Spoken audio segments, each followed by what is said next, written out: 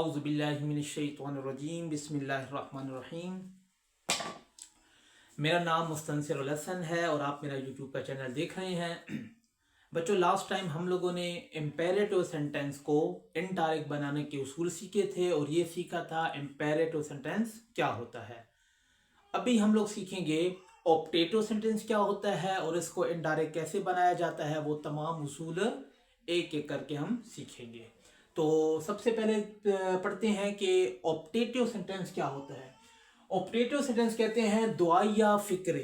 क्या? दुआया। इम्पेरेटिव क्या थे? हुक्मिया फिक्रे। ऑप्टेटिव सेंटेंस कहता है दुआया फिक्रे। दुआया फिक्रे ऐसे फिक्रों में दुआ या ख्वाहिश का इजहार किया जाता है, दुआ या बद्दुआ या ख्वाहिश का जिक्र किया जाता है। ये फिक्रे कौन से हैं? ऑप्टेटिव सेंटेंस हैं।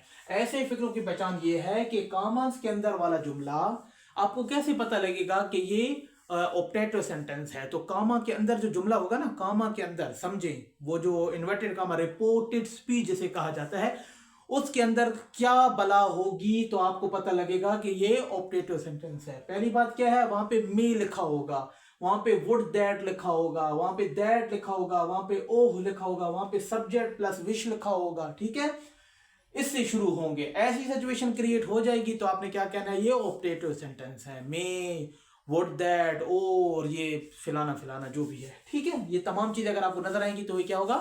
ऑप्टेटिव जुमले होंगे। आगे देखते हैं हमारे साथ इसकी मिसाल क्या है। अगर आपके साथ, जैसे हम लोगों ने पीछे हुक्मिया जुमले में देखा था, दरख्वास्त है तो रिक्वेस्ट लगा देते थे, दूसरा क्या कहते हैं एडवाइस है तो नसीहत है तो एडवाइस लगा देते थे, ऑर्डर है तो हुक्म है तो ऑर्डर लगा देते थे। तो इसी तरह इसमें भी है कि अगर आपके साथ ऐसी सिचुएशन होगी, अच्छा सॉरी, वो नीचे मैंने बताया है। पहले मैं आपको ये बता देता हूं कि वो जो उसने बातें कर दी ना, वो उसको प्रैक्टिकल करके एक एक स्टेप में बता रहा है कि पहले हमारे पास क्या है? She sad may you succeed. अब ये देखें, ये जो जुमला है ये दुआ दी जा रही है। ये क्या दी जा रही है? दुआ दी जा रही है। इसी तरह हमारे साथ क्या कहते हैं? She said would that I were rich. ये क्या है? ख्वाहिश है, उस बंदे की ख्वाहिश है कि मैं क्या होता? अमीर होता। आगे देखें, she said oh that I had been rich. ये भी उसकी ख्वाहिश है। और ये कहता है she said I wish I had been rich. ये भी ख्वाहिश है। देखिए बेटा, ये would that, oh that, I wish आया हुआ। आई देखें सब्जेक्ट और फिर ये विश वर्ब आया हुआ है। ठीक है, इसमें ना सब्जेक्ट और वर्ब विश आता है। तो ये तमाम ऐसी सिचुएशन जब क्रिएट हो जाएंगी तो हम लोगों ने क्या कहना है? ये ऑप्टेटिव सेंटेंस है। ये कौन से सेंटेंस है? ऑप्टेटिव सेंटेंस है। आप लोगों का एक होमवर्क है, आप लोगों ने तमाम जो भी सेंटेंस है ना, इनको उर्दू में ट्रांसलेट करके कमेंट सेक्शन में बताना है कि ये क्या कह रहा है। ठीक है, उम्मीद है आप बताएंगे। अच्छे बच्चे हैं आप लोग। ठीक है बेटा, अभी कहता है इनडायरेक्ट बनाने के उसूल। हम लोग ऑप्टेटिव सेंटेंस को इनडायरेक्ट कैसे बनाएंगे, उनके उसूल सीखते हैं। पहला उसूल क्या है? कामास के बाहर वाले वर्ब से को, कामा के बाहर जो वर्ब लिखा होगा ना, सैड या से, ही सैड टू मी, ही से टू मी, वो जो है उसको कैसे तब्दील करेंगे? वो दुआ है, बददुआ है, ख्वाहिश है, उसी की मुनासबत से उसको तब्दील किया जाएगा। जैसे इम्पेरेटिव सेंटेंस में हम लोग करते थे ना कि हुक्म होता था तो जिस तरह तब्दील करते थे, अभी इस तरह इसको भी तब्दील किया जाएगा। सबसे पहला क्या कहता है कि अगर फिक्रे में दुआ दी गई है, अगर आपको फिक्रे में क्या है? दुआ दी गई है, तो आप लोगों ने से को किस में? प्रे में तब्दील करना है। से है तो प्रेड ईडी लगा देंगे, वो आपको पता है मुझसे अच्छा। अगर फिक्रे में बदुआ दी गई है तो से को कर्स में। अगर फिक्रे में ख्वाहिश का इजहार किया गया है तो से को विश में तब्दील कर देंगे, अगर फिक्रे में ख्वाहिश का इजहार है। तो ये तीन तब्दीली हो गई। उसके बाद दूसरे स्टेप में क्या है? कामास को दैट से खत्म करेंगे। देखें, ये जो डायरेक्ट एंड डायरेक्ट है ना, ये भूल जाते हैं इनको, इनके साथ हमेशा गपशप लगाएंगे, इसके साथ दुआ सलाम रखेंगे, नहीं तो ये फिर हाथ से निकल जाते हैं। तो आप लोगों ने, मैंने भी ध्यान में रखना है, ऑपरेटिव सेंटेंस में कामा को दैट से खत्म किया जाता है, इम्पेरेटिव सेंटेंस में कामा को टू से खत्म किया जाता है। उसके पीछे ऐसे इफ और वेदर और जो भी है मैक्सिमम एक ही टू से खत्म किया जाता है, और ज्यादातर हम लोग दैट ही लगाते हैं। आगे जाते हैं, दुआ और बदुआ वाले फिक्रों में कामास के अंदर इस बात को थोड़ा सा हाँ देख करने ना सुन ले। ठीक है, क्या कहता है? दुआ और बदुआ वाले फिक्रों में कामास के अंदर में को फाइल के बाद मुंतकिल करें और फिर इनडायरेक्ट बनाएं। आपके साथ दुआ है या बद्दुआ है, वहां पे मे लिखा होगा।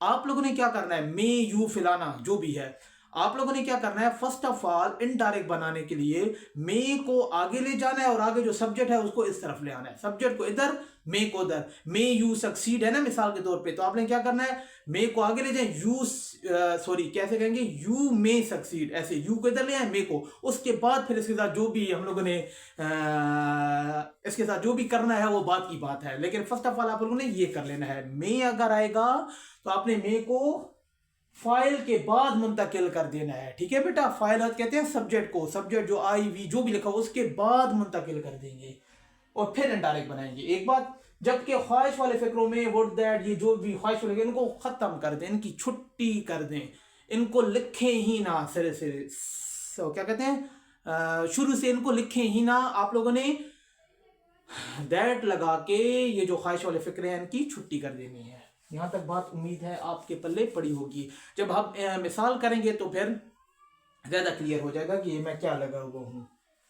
आगे क्या कहता है, चौथा वही बात है, टेंस और प्रोनाउन की तब्दीली हस्बे मामूल होगी। पिछले उसमें बता चुका था कि टेंस की तब्दीली क्यों होती है, प्रोनाउन की तब्दीली क्या होती है, वो आपको पहले बता चुके हैं, वो आप लोग देख सकते हैं। आखिरी कहता है फिकरात के आखिर में एक्सक्लेमेशन मार्क, ये जो इस तरह लिखा होता है, ठीक है, एक्सक्लेमेशन मार्क को हटाकर फुल स्टॉप लगाएंगे, ठीक है। ये एक्सक्लेमेशन मार्क लिखा हुआ है ना, तो ऐसे जुमले में ये भी लिखा होगा जरूर, इसको हटा के हम लोगों ने फुल स्टॉप लगा देना है फिक्रे के आखिर में। ये इनडायरेक्ट जब बना रहे हैं, इनडायरेक्ट की कंडीशन इनडायरेक्ट बन जाएगा तो ये एक्सक्लेमेशन मार्क नहीं होगा, और विदाउट एक्सक्लेमेशन मार्क हम लोगों ने इनडायरेक्ट इसको सेंटेंस को लिख लेना है, ठीक है। एक बार इसको सॉरी पहले एग्जांपल लिख लेते हैं, एग्जांपल के बाद फिर इसको रिवाइज करेंगे। मार्कर ये है, इसको मिटा देते हैं, जगह नहीं थी इस वजह से मैंने एग्जांपल नहीं लिखी, तो एग्जांपल हम लोग चलें खैर है यहां पे लिख लेते हैं।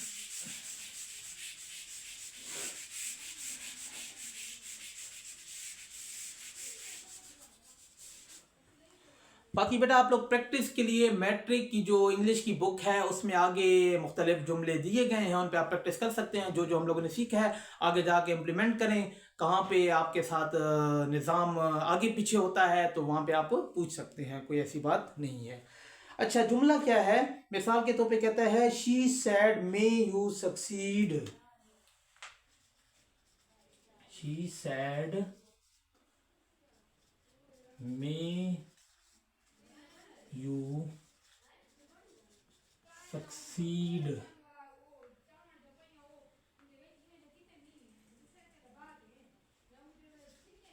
अच्छा बेटा अभी देखिए ये हमारे साथ ऑप्टेटो सेंटेंस है, यहां पे ऐसा काम कर लेंगे, ऑप्टेटो सेंटेंस है। अभी इसको इनडायरेक्ट कैसे बनाएंगे, ये मैं भी आप भी कोशिश करते हैं, सीखते हैं। क्या उसूल हम लोगों ने सीखे थे, हम लोगों ने कहा था अगर हमारे साथ मे है, मे यू सक्सीड क्या है, दुआ है ना, तो हम लोगों ने इसको फर्स्ट ऑफ ऑल क्या करना है, किस में तब्दील करेंगे, शी ईडी आएगा, क्यों, क्योंकि सैड आया हुआ है। अच्छा अगले स्टेप में इस बंदे ने क्या कहा था कि हम लोगों ने क्या करना है, कामा को हटा के दैट लगा देना है, दैट लगा दिया, फिर मे को क्या करना है, आगे ले जाना है और यू को इधर ले आना है। ये अभी इनडायरेक्ट बना नहीं है, अगले स्टेप में बनेगा, ठीक है। तो हम लोग ने क्या करना है, यू पहले लिख लेते हैं और यू में सक्सीड, ठीक है। यहां तक तो आपके दिमाग में बात बैठ गई होगी कि मैं क्या कहना चाह रहा हूं, यहां तक ओके है। अभी देखिए हमारे साथ इसको इनडायरेक्ट बनाते हैं, पहले से ये बना हुआ है, शी प्रेड दैट, अभी देखें यू सेकंड पर्सन प्रोनाउन है, ये बायर वाले ऑब्जेक्ट से, ऑब्जेक्ट नहीं है मी, तो ये देखें बेटा ये हमारे साथ शुरू में आया हुआ है ना, तो मी की पहली कंडीशन क्या है, आई माई मी, तो क्या आएगा दैट आई, मे की जगह पे क्या आता है, वो आप लोगों को मैंने तब्दीलियां बताई थी, वुड विल किधर होता है, वुड कहां पे चेंज होता है, मे किधर होता है, ये सारी बातें पिछले आप लेक्चर में देख सकते हैं, आपको पता है। तो आई की जगह, मे की जगह पे क्या आएगा, माइट आएगा, क्या आएगा, I might succeed, sorry double याद है, ये सी और ये डबल ई, ठीक है। तो हम लोगों ने क्या कर दिया, इसको इनडायरेक्ट बना दिया। उसूल आसान है, और एंड में आप लोगों ने एक्सक्लेमेशन मार्क नहीं लगाना, फुल स्टॉप लगा देना है। तो ये सिंपल हमारे पास उसूल था। कौन सा था, ऑप्टेटिव सेंटेंस को किस तरह हम लोग इनडायरेक्ट बनाते हैं। तो उम्मीद है आपके पल्ले बात पड़ी होगी। एक बार इसको रिवाइज कर लेते हैं और फिर इसको खत्म करते हैं लेक्चर को। पहली बात क्या थी, सबसे आप लोगों ने, आपको कैसे पता लगा ये ऑप्टेटिव सेंटेंस है। ऑपरेटर सेंटेंस कहते हैं दुआया जुमले, दुआ बदुआ ख्वाहिश ऐसा जिक्र होगा, मे वुड दैट ओह ऐसे जुमले होंगे, तो आपको पता लग गया ये ऑपरेटर सेंटेंस है। उसके बाद अभी इसको चेंज करने का क्या उसूल है। चेंज करने का उसूल ये है कि फर्स्ट ऑफ ऑल आप लोगों के पास अगर रिपोर्टेड स्पीच में दुआ है तो वहां पे बाहर प्रे लगाएंगे, रिपोर्टिंग स्पीच में ना। और अगर आपके पास बदुआ है तो कर्स लगाएंगे, और फलाना फलाना जो भी है आपको पता लग गया। पहली बात तो ये होगी। दूसरी बात में हमने ये सीखा था कि कामा को हटा के हम लोगों ने दैट लगा देना है, और टेंस और प्रोनाउन की तब्दीली हस्बे मामूल होगी, और एंड में एक्सक्लेमेशन मार्क लगा होगा उसकी छुट्टी कर देंगे, और बाकी वैसे लिखेंगे। और एक बात मैं भूल रहा हूं, वो ये है कि मे जब आ जाएगा तो मे को जब मे यू, मतलब मे आपके पास सब्जेक्ट से पहले लिखा होता है ना, तो हम लोगों ने मे को सब्जेक्ट से बाद में लिख लेना है, और फिर उसके बाद उसको इनडायरेक्ट बनाना है। तो उम्मीद है आपको बात समझ आई होगी। अगर आपको मेरी वीडियो पसंद आई है तो मेरे चैनल को सब्सक्राइब करें, लाइक करें, दोस्तों के साथ शेयर करें, और मुझे दुआ में याद रखिएगा। अल्लाह हाफिज।